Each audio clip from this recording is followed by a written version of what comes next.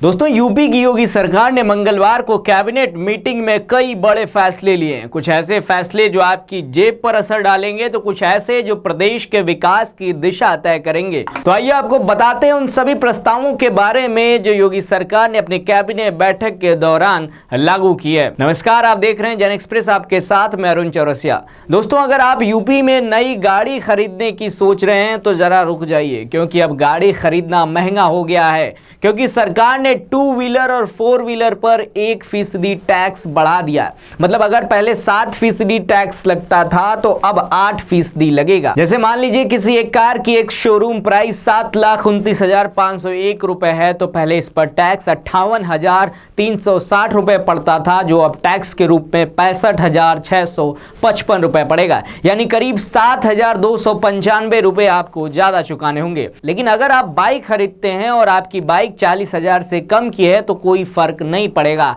Tax पहले जैसा ही रहेगा, यानी 7% रहेगा। मगर बाइक की कीमत अगर 40,000 से अधिक की है तो उसे अधिक टैक्स चुकाना होगा। सरकार को इस बढ़ोतरी से करीब 412 करोड़ रुपए का अतिरिक्त टैक्स मिलेगा, जो इलेक्ट्रिक वाहनों की वजह से हो रहे 1,000 करोड़ के नुकसान की भरपाई करेगा। वहीं टैक्सी चलाने वालों के लिए राहत भरी खबर है। टैक्सी 4 पहिया वाहनों पर टैक्स कम किया गया है, और तो और अब हर 3 महीने में टैक्स जमा करने की झंझट भी नहीं है, सीधे 1 टाइम टैक्स देना होगा। इसके अलावा ट्रांसपोर्ट सेक्टर को भी थोड़ी राहत मिली है, लेकिन बड़े मालवाहक वाहनों को टैक्स बढ़ा दिया गया है। इसके अलावा अयोध्या को एक बार फिर एक बड़ा तोहफा दिया योगी सरकार ने, जिसमें अयोध्या के एक 300 बेड का बड़ा अस्पताल बनाने का प्रस्ताव भी पास किया गया। साथ ही 3 से 7 साल के दिव्यांग बच्चों के लिए खास डे केयर सेंटर भी बनाया जाएगा। मूक, बधिर, नेत्रहीन और मानसिक रूप से अशक्त बच्चों के लिए यह सेंटर 4,000 स्क्वायर फीट में बनेगा। वहीं दोस्तों, प्रदेश में पीआरडी जवानों को बड़ी सौगात मिली है। इनका डेली भत्ता 395 से बढ़ाकर 500 रुपए कर दिया गया और 1 अप्रैल से लागू होने वाले इस फैसले से करीब 34,000 जवानों को ज्यादा फायदा होगा। मतलब महीने में 3150 रुपए ज्यादा मिलेंगे। इसके साथ ही उत्तर प्रदेश की राज्यपाल आनंदीबेन पटेल अब टोयोटा कैमरी कार से चलेंगी, जिसकी कीमत करीब 60 लाख रुपए है। कैबिनेट ने इसके लिए भी प्रस्ताव मंजूर कर दिया है।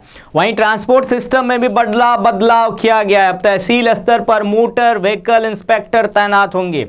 पहले संभाग मुख्यालय में वो बैठते थे, जिससे लोगों की बहुत दिक्कत होती थी। इसके अलावा ट्रांसपोर्ट विभाग में कुछ पदनाम भी बदले गए। संभागीय निरीक्षक का नया नाम होगा मोटर वाहन निरीक्षक, और नया इंटरचेंज भी यमुना एक्सप्रेसवे पर बन रहा है। ग्राम जगनपुर अफजलपुर के पास NHI इंटरचेंज बनाने का प्रस्ताव भी पास हुआ है, जिससे यमुना एक्सप्रेसवे और ईस्टर्न पेरिफेरल एक्सप्रेसवे को बेहतर कनेक्टिविटी मिलेगी। वहीं सहकारी समितियों और पंचायत नियमावली में पदों की संख्या भी बढ़ाई गई। अब 1307 की जगह 900 और पद बनाए गए हैं। साथ ही 150 पदों को प्रमोट किया गया। इसके साथ भातखंडे संस्कृत विश्वविद्यालय की प्रथम परिनियमावली 2025 को मंजूरी दे दी गई है। साथ ही 2017 को यूपी टेक्सटाइल पॉलिसी के तहत छूटे हुए लाभार्थियों को अब सरकारी अनुदान मिलेगा। ऐसा प्रस्ताव सरकार द्वारा पारित किया गया। तो दोस्तों, ये थी योगी सरकार के कैबिनेट के ताजा फैसले, जो कुछ फैसले आपकी जेब पर असर डालेंगे तो कुछ यूपी के विकास को रफ्तार देंगे। वैसे आपको क्या लगता है, ये प्रस्ताव आम जनता पर कितना असर डालेगा? अपना जवाब हमें नीचे कमेंट सेक्शन में लिखकर बताइएगा। आज के लिए इस खबर में इतना ही। मिलता है अगली खबर में, तब तक के लिए देखते रहिए जन एक्सप्रेस। नमस्कार।